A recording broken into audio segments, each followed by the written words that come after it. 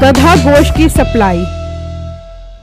एक वक्त की बात है, घोषालपुर नामी गांव में एक बकरे के गोश्त का व्यापारी था जिसका गोश्त बहुत अच्छा होता था। वो मंडी से अच्छी नस्ल का जानवर खरीद कर लाता और उसे ज़िबाह करके उसका गोश्त बेचा करता था। इसलिए उसने अपने गोश्त की कीमत थोड़ी ज्यादा रखी हुई थी। लोग उससे गोश्त खरीद कर ले जाते और कोरमा, कढ़ाई और बिरयानी जैसे मजेदार पकवान बनाते थे। उसका गोश्त लजीज होने की वजह से फौरन ही बिक जाता था। वाह भाई वाह, कल हमने आपके गोश्त का कोरमा बनाया था तो कसम से गोश्त के जायके ने तो हमारे दिमाग के चारों तरफ ही रोशन कर दिए। ऐसा खुशनुमा और खुश जायका गोश्त था कि अल्फाजों में बयान करना मुश्किल हो गया है। भाईजान, आपका बहुत बहुत शुक्रिया जो आपने मेरे ज़िबा किए हुए बकरों के गोश्त को इतना पसंद किया। जी भाई, जब चीज अच्छी होगी तो तारीफ तो अच्छी होगी ना।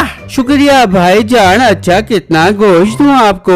भाई 1 किलो गोश्त दे दो। और हाँ, अगले महीने मेरी बहन की शादी है, 8-10 बकरे ज़िबा करना, हम सारा गोश्त आपसे लेंगे। ठीक है भाईजान, जितने बकरे कहोगे उतने बकरे गिरा दूंगा, आप परेशान मत हो। फिर वो आदमी गोश्त लेकर चला जाता है। उसी गांव में मीठे नाम का एक आदमी अपनी बीवी के साथ रहता था। हाँ बेगम, तेरा बेटा स्कूल से आया कि नहीं? नहीं बेटे, भी स्कूल से नहीं आया। आज तेरा बेटा बकरे की गोश्त की फरमाइश करके गया था। कह रहा था कि आज अम्मी मुझे बकरे के गोश्त का कोरमा खिला दो। बेगम, ज्यादा अपने लड़के की आदतें खराब मत कर, दाल सब्जी खिलाया कर, उसमें बहुत गजाइत और तवानाई होती है। बकरे का गोश्त तो निरी बीमारी होता है। लगने दे मिठे, बीमारियां लगने दे। सारी जिंदगी तूने सुरसुरी लगी सस्ती माश की दाल खिला खिला के हमारे मैदे खराब कर दिए हैं। मिठे, अब तो मैं मानने में जाती हूँ तो मुँह से दाल निकल जाता है। बस हो गई तेरी चिक चिक बक बक शुरू। बस आज आखिरी बार बकरे का गोश्त लाकर दे रहा हूँ, अब आज के बाद फरमाइश न करी। आज तुम अपने बेटे को बकरे के गोश्त का लजीज कोरमा बना के खिलाओगी। फिर मीठा गोश्त लेने के लिए निकल जाता है और उसका बेटा भी स्कूल से वापस आ जाता है। अम्मी जान, बहुत जोर की भूख लग रही है, जल्दी से बकरे का कोरमा ले आओ। और मेरे लाल, मेरी जान के टुकड़े, तेरा अब्बा गोश्त लेने गया।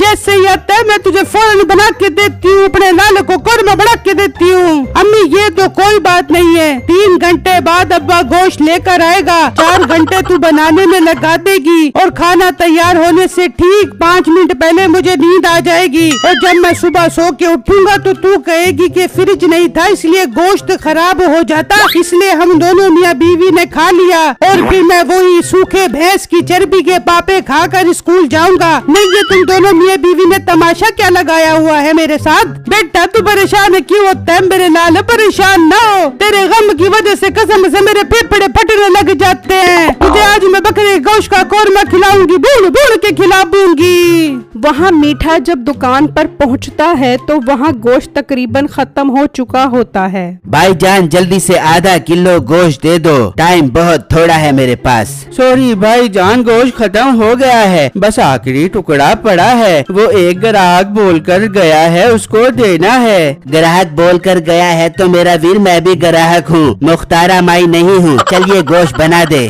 भाई आपको कह दिया है ना, ये गोश्त किसी और का है, तो मेहरबानी करें कल आकर गोश्त ले जाएं। अच्छा, मुझे कल गोश्त देगा और तुझे मेरा कोई डर खौफ नहीं है। मैं अपने साथ हुई ये बेइज्जती कभी नहीं भूलूंगा। मैं अब तेरे साथ ऐसा बदला लूंगा कि तू याद करेगा। ये कहकर मीठा गुस्से में चला जाता है और अपने घर आता है। ला मिठे, जल्दी से गोश्त दे दे, तेरे बेटे को बुना हुआ गोश्त खिला दूंगी। बेगम, गोश्त खत्म हो गया था इसलिए नहीं ला सका, कल लेकर आऊंगा। बहुत अच्छी बात है, मुझे तो पहले ही पता था अब्बा बकरे का गोश्त नहीं लेके आएगा, बल्कि चंगेज खान के मुंशी के 420 वाले बहाने बना कर आएगा। जा मिठे, कहीं डूब के मर जा, अपने बेटे की एक फरमाइश नहीं पूरी कर सकता। चल बेटे, तू किचन में चल, आज मैं तुझे अपने टांग का गोश्त भून के खिलाती हूँ। बस नसीबो, बस कर दे, मैं अब तुम्हारी हर ख्वाहिश पूरी करूँगा, चाहे उसके लिए मुझे चीन ही क्यों न जाना पड़े। मीठा एक जगह पर जाकर बैठ जाता है और सोचने लगता है कि वो इस गोश्त वाले को कैसे सबक सिखाए। तभी वहाँ से एक गधा और उसके 2 बच्चे गुजरकर जंगल की तरफ जा रहे होते हैं। उनको देखकर मीठे के जहन में एक आइडिया आता है।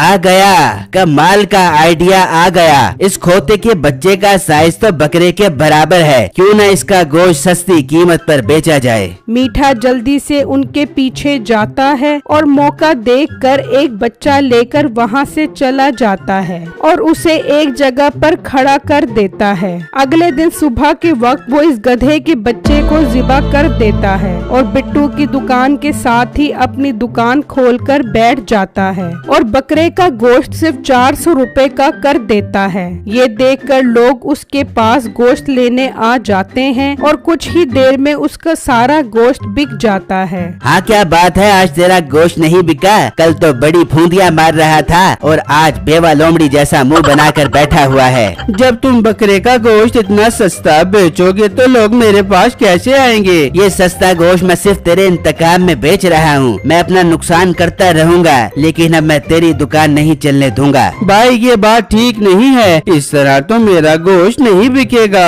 चल कोई बात नहीं, तेरा गोश्त मैं खरीद लेता हूँ। चल बना दे 1 किलो गोश्त। बिट्टू ये सुनकर हैरान होता है कि ये खुद भी गोश्त बेच रहा था, फिर मुझसे महंगा गोश्त क्यों लेकर जा रहा है। खैर मीठा उससे 1 किलो गोश्त लेकर चला जाता है और नसीबो कैंची भुना हुआ गोश्त तैयार करने लग जाती है। उसी गांव में रमजान ठाकुर नाम का एक बहुत अमीर आदमी रहता था। उसे एक बीमारी थी जिसका इलाज किसी के पास नहीं था, बस एक ही डॉक्टर था जो उसका इलाज जानता था। डॉक्टर साहब, आखिर आप मुझे बता क्यों नहीं देते कि मेरा इलाज किस तरह होगा?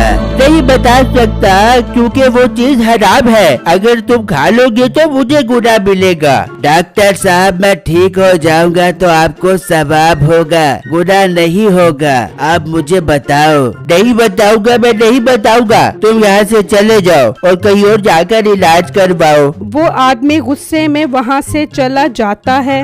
बाबा अब हम क्या करें? डॉक्टर तो आपका इलाज ही नहीं बता रहा, अब क्या आप ठीक नहीं हो पाएंगे? नहीं बेटा, बस मेरी किस्मत में मरना ही लिखा हुआ है। हमने दुनिया के हर कोने से इलाज करवा के देख लिया है, लेकिन मैं ठीक नहीं हुआ। तुम कल वकील को बुलाओ, मैं जायदाद का बंटवारा कर देता हूँ। बाबा आप ऐसी बातें मत करें, हम आपका इलाज करवाएंगे, जरूर करवाएंगे।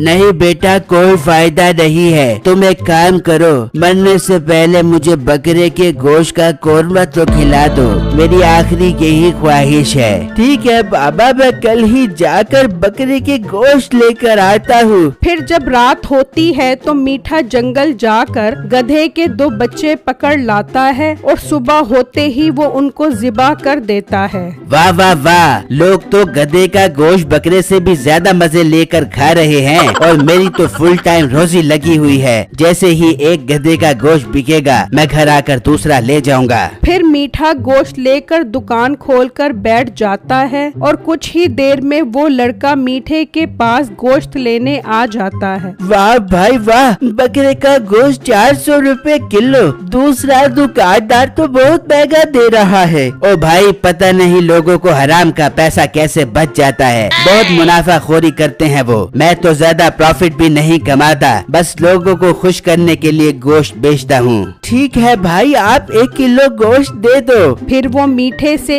1 किलो गोश्त ले जाता है और वो घर में उसके गोश्त का कोरमा बनाते हैं। ये ले बाबा जानी, आज मैं आपकी पसंद के बकरे के गोश्त का कोरमा लेकर आया हूँ। फिर वो आदमी गधे के गोश्त का कोरमा खाने लग जाता है तो उसके जिस्म का दर्द फौरन ही खत्म होना शुरू हो जाता है। बेटा ये गोश्त तो कमाल ही है, मैं तो ठीक हो गया हूँ, मेरे जिस्म का सारा दर्द खत्म हो गया है। क्या बाबा आप सच कह रहे हैं? हाँ बेटा हाँ, मैं सच कह रहा हूँ। तुम उसी डॉक्टर के पास ले चलो। फिर वो उसी डॉक्टर के पास जाता है और उसे चेक करवाता है तो वो हैरान रह जाता है कि वो बिल्कुल ठीक है। नामुमकिन है, ये नामुमकिन है। आपने आज क्या खाया है? डॉक्टर साहब, मैंने आज बकरे के गोश्त का कोरमा खाया है। ये मुमकिन नहीं है, आपका इलाज तो गधे के गोश्त में है। मैं आपको इसलिए नहीं बता रहा था क्योंकि वो हराम है। आपने ये गोश्त कहाँ से खरीदा? डॉक्टर साहब, हमारे गांव में ही उसकी दुकान है। फिर वो डॉक्टर पुलिस के साथ उसकी दुकान पर पहुंच जाता है। ये तो किस चीज का गोश्त बेच रहे हो? डॉक्टर साहब, आला नस्ल के बकरे का गोश्त है। देख नहीं रहे कैसे लश्कारे मार रहा है? तुम बकरे कहाँ ज़िबा करते हो? घर पर ही ज़िबा करता हूँ। इंस्पेक्टर साहब, आप इसके घर चलो। फिर जब वो घर पर छापा मारते हैं तो वहाँ गधे का बच्चा कटा हुआ होता है। अच्छा, तो ये आला नस्ल की बकरे का गोश्त है। तू चल थाने, तेरे तो हम सारे बकरे निकालते हैं। इंस्पेक्टर साहब, ये बकरा ही है, बस इसका दिमाग थोड़ा कम था इसलिए खोता बन गया है। अच्छी बात है, ये खोता बन गया है। अब तो हमारे साथ चल, तुझे हम खोता बनाते हैं। मेरी वीडियो को लाइक और मेरे चैनल को सब्सक्राइब जरूर कीजिएगा। शुक्रिया।